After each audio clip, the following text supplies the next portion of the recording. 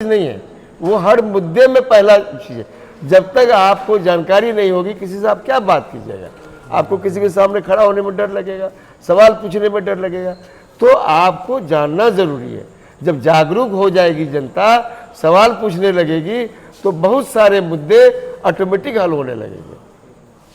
तो आप मानते हैं कि शिक्षा मतलब बिल्कुल बेसिक चीज़ है, बेसिक चीज़। जैसे आपने कहा रोड, वो हेल्थ और लेकिन जब तक तालीम एक ऐसी चीज़ है कि जब तक आपको वो ताकत देती है ना, अंदर की ताकत देती है। हम मुसलमान हैं, आप जानते हैं।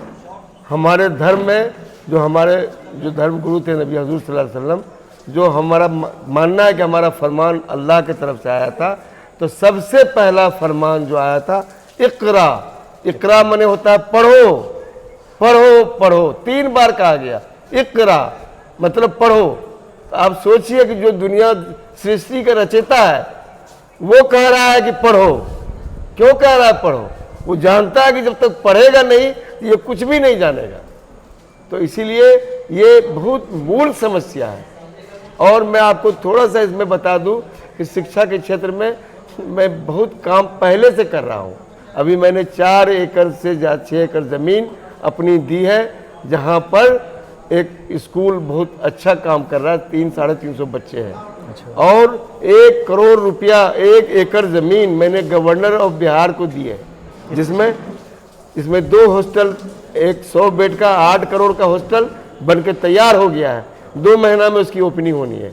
दूसरा 10 करोड़ का एक लड़कियों का हॉस्टल सैंक्शन हो गया, टेंडर हो गया, उसका काम शुरू होने वाला है। और लड़कियों के लिए CBSE स्कूल का मैं बहुत जल्द बुनियाद रखने जा रहा हूँ।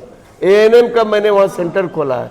शाहीन एक आपका हैदराबाद की एक ऑर्गेनाइजेशन आप जानते हैं, उसके सेंटर को मैं लिया है। तो मैं एजुकेशन पर आज नहीं, आज 10 साल, पिछले 10 साल से काम कर रहा हूँ। आप मेरे बिलवा मजगवा के बीच में देखेंगे कि कितने शानदार कैंपस डेवलप हो रही है। और मैं आपको ये बता दूं कि साल 2 साल के अंदर 20 करोड़ का 18 करोड़ का बजट मैंने सरकार से लिया है। जो काम वहाँ साइट पर चल रहे हैं, आप जाके किसी दिन फोटो शूट करके देखिएगा तो आपको पता चले। तो मैं एजुकेशन पर, हेल्थ पर ऑलरेडी यहाँ काम कर रहा हूँ। ऐसा नहीं कि मैं वादा कर रहा हूँ मैं ये करूँगा, मैं वो करूँगा, मैं कोई वादा किसी से नहीं, मैंने करके दिखाया है, आगे भी अपनी ताकत से ज़्यादा करूँगा।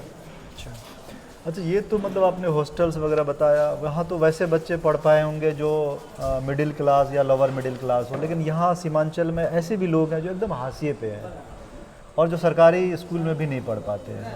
वही हाशिए के लोगों को भी मैं जोड़ रहा हूँ। हमारे यहाँ जो जैसे मदरसे चल रहे हैं, तो वहाँ फ्री ऑफ कॉस्ट बच्चों को पढ़ाता हूँ। उनका खाना पीना रहना सहना मैं पूरा वो इंतज़ाम संस्था करती है, उनसे कोई पैसा नहीं लिया जाता है। मैं आपको एक और उदाहरण दूँ कि हमारे ये चेक पोस्ट के बगल में मैंने एक हॉस्पिटल बनाया था। वो हॉस्पिटल किसी वजह से नहीं काम कर पाया, तो अभी जो संस्था हम लोग मिलकर चला रहे हैं, वहाँ 35 ऑर्फनेज बच्ची की, जिसको माँ बाप नहीं है या बाप है माँ नहीं है, 6 साल से 9 साल तक की बच्ची को आप जाके देखेंगे, उनका खाना पीना रहना, उनका एजुकेशन सब मेरी संस्था कर रही है, वो संस्था कर रही है। तो मैं काम कर रहा हूँ, समाज में काम कर रहा हूँ, अररिया ज़िला में काम कर रहा हूँ, सीमांचल में काम कर रहा हूँ। इसीलिए मैं ये करूँगा वो करूँगा वाली बात नहीं। ये सवाल आप उनसे पूछिए जो पिछले 10 साल से यहाँ के नेता है, उन्होंने समाज के लिए क्या क्या किया। वो सरकारी स्कीम नहीं गिना है, सरकार का पैसा वो सरकार का है, वो स्कीम कोई भी आएगा बनाएगा। आप बताइएगा आप अपने पहल से कई रुपया का काम समाज के लिए किए।